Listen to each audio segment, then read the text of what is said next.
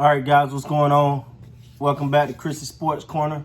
Real quick, I want to say it's breaking news, but you know he's been going through this for a minute. So as of I guess it's kind of breaking news, but Jamal Adams have officially asked the New York Jets for a trade.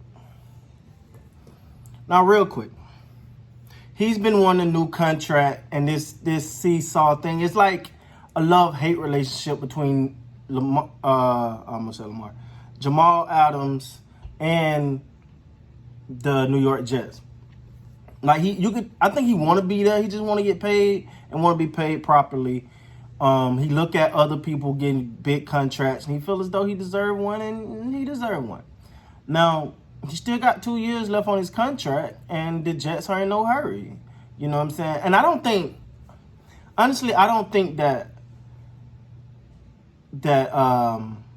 really don't think that the Jets don't want him. I know they definitely want him, but they kind of don't feel like they should. I think they kind of feel like they've been forced to deal with this when he still got 2 years on his contract, similar to how the Cowboys and Zeke was, and eventually Zeke got a deal. But I don't think it's necessarily about the money right now. The reason why he's asking for a trade for Jamal Adams, and the reason why I'm saying that is because he been promised. Back in I think it was January. You know, the New York Jets said, hey, we'll be sending over a contract offer, you know, to start these negotiations or blah, blah, blah. And so he stopped around and waited. He was like, okay. And that was last interaction. Nothing has happened since then. They told him that they was going to send over a contract for negotiation. They never done it.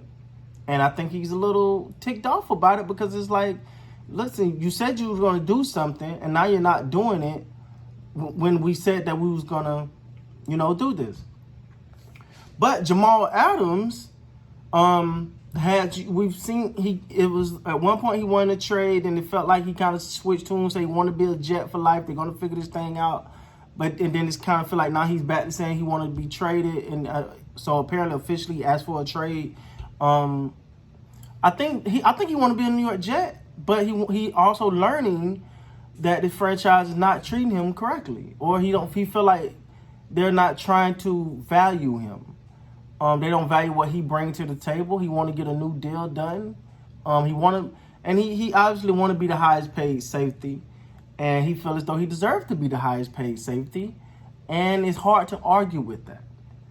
Now, I will say this.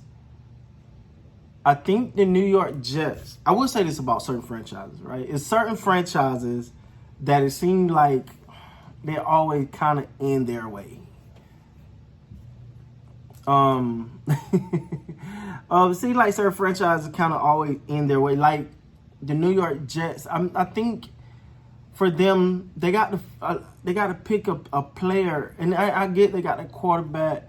And they're trying to build around him. But at the same time, you got to look at your defense. And if you could build around a person like Jamal Adams, I think the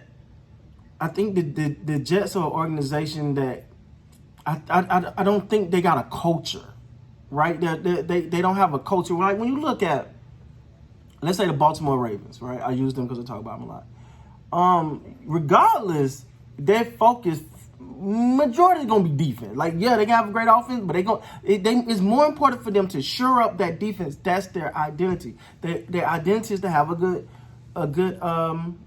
defense. Now you got Lamar Jackson, you got some weapons, and you got a pretty good team on that offensive side, and that's great. And that's a great. But defense is where they really love to focus. That's their identity. That's who they are. Look at the Dallas Cowboys. When you look at the Dallas Cowboys, they're known for having a good running game and a great offensive line. That's their identity.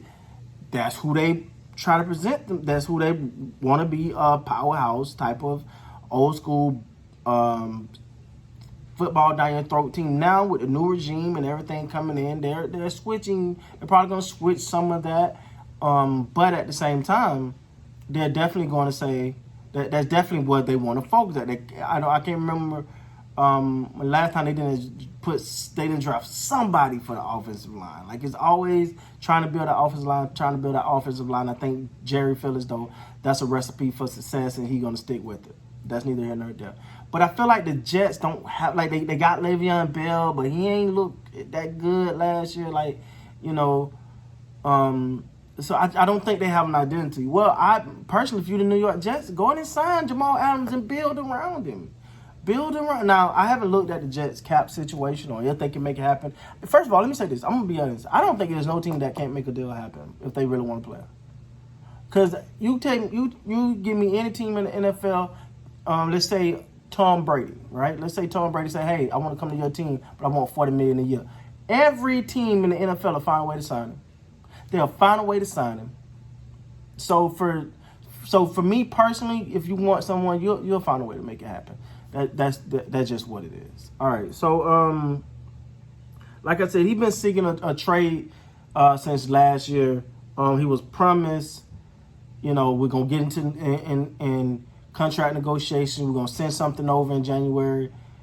Nothing happened. And also, the Jets have said numerous times they have no intentions on trading him. So that made things even harder. Because he was saying, let me out. I don't want to be here if you guys don't want to pay me. The Jets are saying, we got your contract. We got you on the contract for 2 years. And we got the franchise tag. We don't have to do nothing. But then if you force somewhere to be somewhere they don't want to be, then you're kind of bringing a toxic environment into your locker room. Now, I don't know. I don't think nobody got the Jets picked to go to the Super Bowl, so they may look at it like, hey, don't really matter. But I think that they want to get something. I think both sides kind of want to get this behind them. Jamal Adams wants his money, and the Jets kind of like, I want to get this annoying issue out of the way right now. So he made a very interesting quote. He said he's going to protect himself like organizations protect themselves. Let me say this, and forgive me if I go off on a tangent here. I've been saying for so long, it's always okay for the organization to do something, right? The organization don't like a player, cut him. Organization decide we want to save some money, cut whoever they want. The minute a player decide, I want more money, I want more insurance, or I want to go somewhere else, it's a problem. He's not a team player. But the team ain't a team, the team ain't a player. Did that make sense? Maybe. I don't know. But whatever. It makes sense to me, right? So I really, if there's one narrative I could kill, is this whole thing about, well, be for the team and be all about the team and be about, no. Because you got to protect yourself. You got to make sure you're good to go. You got to make sure that you're properly compensated, because these organizations are going to be here once the players are gone. So I understand 100% where Jamal Adams is coming from. I definitely respect where he's coming from, and I agree with where he's coming from. He feel like he want to protect himself and protect his family from the pitfall of injury, or he want to be properly compensated in order to continue to play for the Jets. If not, then trade him to somebody who will. Now, speaking of trading somebody who will, the Baltimore Ravens have been presumed, now these are all rumors, have been presumed to be interested in him. The Dallas Cowboys have presumed to be interested in him. Well, when you look at the Baltimore Ravens,